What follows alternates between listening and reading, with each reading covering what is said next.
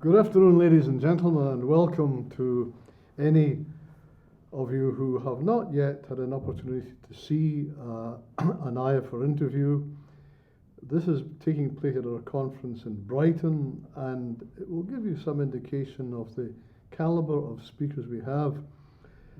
We're very happy to have with us today Mr. Colin, who is the business editor of the Sunday Herald, a newspaper located in the city of Glasgow, the city from which I emanated many years ago. Colin, apart from that, has also experienced teaching in Japan for 5 years and has, as a journalist, published pieces in many journals in Asia, newspapers in Asia and beyond, and really has slowly built up for himself a growing global reputation. We're very happy to have you, Colin, and thanks for coming. And I'm going to try and voice a few questions from people who raised these things with me after your talk this morning, particularly since, although it focused on Scotland, it was raising issues that are of global significance, particularly with regard to renewable energy.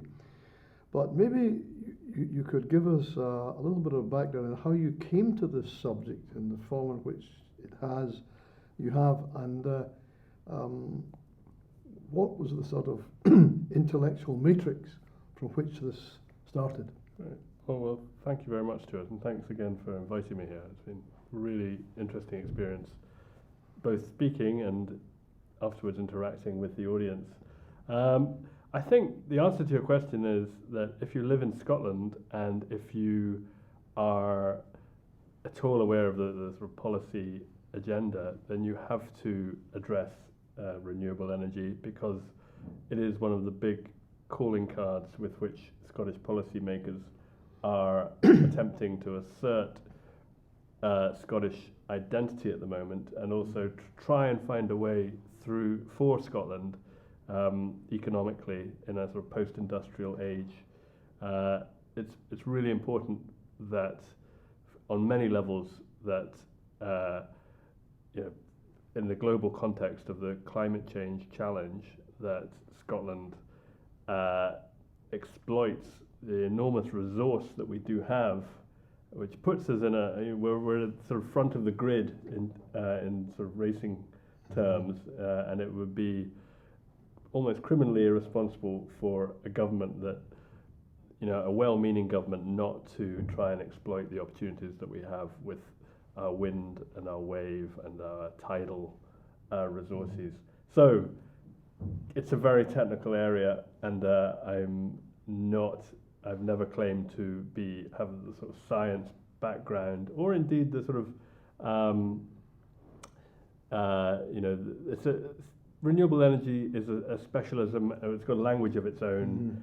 I'm a business journalist. I look at it more in terms of, the deals that are being done, rather than the science and the sort of nitty-gritty of the policy, to be honest. But still, for a journalist, that's where the stories are. You go where the stories are. Yeah. In the course of explaining to us this morning some of the issues that you raised, it became pretty obvious that there's a high political agenda in the background, and that one should not always believe what one reads about what the government policymakers are saying. Would you like to? Well, is this unique to Scotland, or do you think this is a more general problem? Well, do you know what? I think it probably is unique to Scotland, because there aren't many countries that are in Scotland's position of having a government, or a devolved government, in our case, a sort of semi-government. It used to be called an executive. It's only recently been called a government. I mean, we have two governments, so-called, in Scotland. We have the UK government, and we have the Scottish sort of sub-government, although they certainly wouldn't like to be called that. But why I think it's unique is because they are asserting their whole raison d'etre as a political party, talking about the Scottish National Party, is to create the circumstances for independence, and that requires, as a means to that end to create difference and to try and point out, for better or worse, why Scotland is essentially different from the rest of the UK and why it should be a separate state. Now, promoting renewables is a good thing to do for its own sake, but the uniqueness here is that Scotland is also doing it to assert a separate policy agenda, a separate, a separate kind of political goal, and I don't think there's any other country in that position.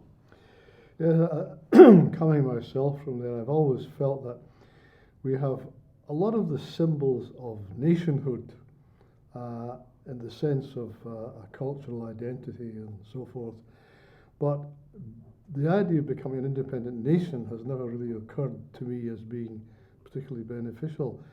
To what extent would this involvement in renewable energy contribute significantly, or would it contribute significantly at all to an independent country? Well, I think if we're talking about sort of political symbols and political gestures, then yes, it does contribute in the sort of public imagination to the goal I've just talked about, which is asserting a separate Scottish identity.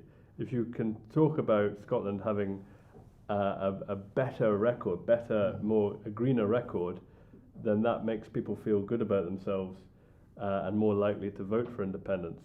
But if the question is, does the renewables policy make sense would it make sense in an independent Scotland? I think that's a more problematic question, and I don't think that's a political point particularly. It's just stating the fact that currently we have a UK energy market which involves essentially consumers in the south of England, because that's where the population is in this country, in this United Kingdom. The bulk of the population is down there. They are effectively subsidising through their energy bills the installation of renewable infrastructure in Scotland, where the wind is. It would be silly to you go in the renewables market. You go where the wind is. It so happens that it's windier in the north. There's more space, and so that's where it makes sense to site your infrastructure. So essentially, it is you have the paradox of a policy that makes sense in the UK context, where you have the resource and the money at different ends of the country. If you draw a line through that country, then it becomes more problematic, because an independent Scotland that was not being subsidised by English consumers would be in a very difficult position as far as being able to afford the enormous subsidies that developers need to site the infrastructure. So really what you're saying is, unless I hear it wrongly, is that the economic arguments in favour of an independent country based on income derived from these sources is, to say the least, uncertain, if not questionable. Well, I think that there are economic arguments for independence, but renewables is not one of them. There is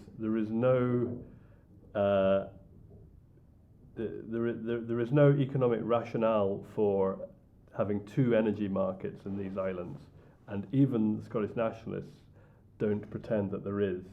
What they do kind of imply is that it would be in the case of an independent Scotland, it would make sense for the rest of the United Kingdom, particularly England, because that's where, as I say, the population is, to come to some kind of arrangement with an independent Scotland.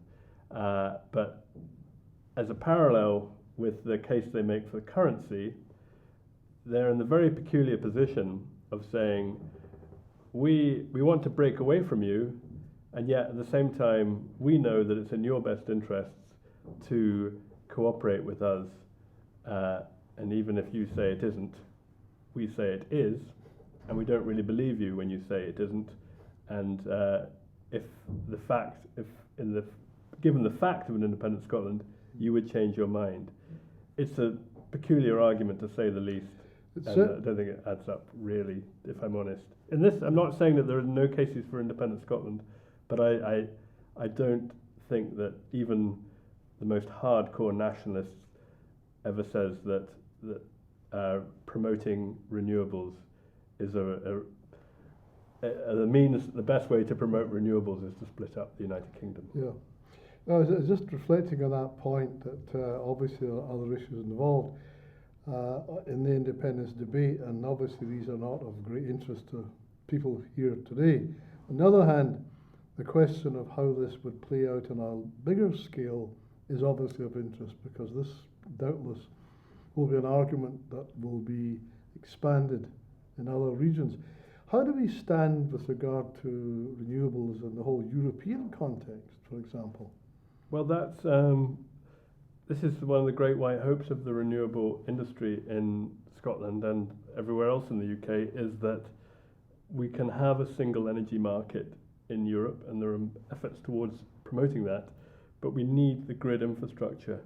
Scotland needs to be able to sell its renewable power freely across the North Sea, as well as over the border, it makes sense as there are plans for a European supergrid. Funnily enough, hasn't been much talk about it recently that I've heard, but a couple of years ago that was a sort of hot topic. Mm-hmm. The fact that it's slightly gone off the radar suggests that there are difficulties. I think I tried to reflect in my talk this morning. There's been a little bit of backpedaling in various areas. Marine energy, which would be a wonderful thing for Scotland, because we'd be right in there at the beginning, as we were. In fact, I didn't have time to talk about this morning, but we kind of invented the wind turbine, and then we let our technological lead slip away. We lost our technological lead in the wind turbine sector, and we're really keen, for very good reasons, not to do that again with marine power.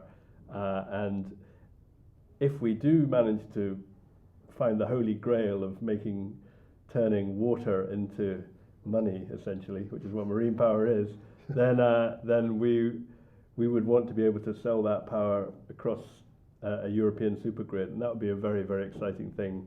But I mean, I think the reason that we've gone a bit quiet on that one is because we haven't quite cracked the problem of the alchemy of turning waves and tides into power sustainably. We can do it intermittently, very intermittently, but not for more than about 24 hours at a time, I think, probably. Well, we have the art of turning water into money when we started manufacturing whisky. Right. Yes. Absolutely. Ago. Well, that's the holy grail that we. You need the equivalent now in energy. We do, yeah. And I mean, it may happen. In fact, I'm sure it will happen. It's just we thought it was going to happen within a decade or so, but I think most people have pushed their expectations back. Yeah, it takes longer. And there's no great certainty as to whether it could ever be more than sort of micro generation, which would be useful. You could have islands powered by something bobbing up and down in the harbour, but whether we could ever generate enough to send across the North Sea is another question altogether. One trivial observation I have to make at the end is always, I understand the concept of green, but Scotland, green energy sounds more Irish than Scottish. Why didn't they call it blue and white energy? That would have been. We can always rebrand it, Stuart. Yeah, I think a good politician is always ready with a rebranding, a relaunch. Well, thank you very much for your time and for your willingness to take part in this interview, and I'm sure that will be to the benefit of everyone who has watched it. Thank you very much. Well, thank you, Stuart, for having me. That's great.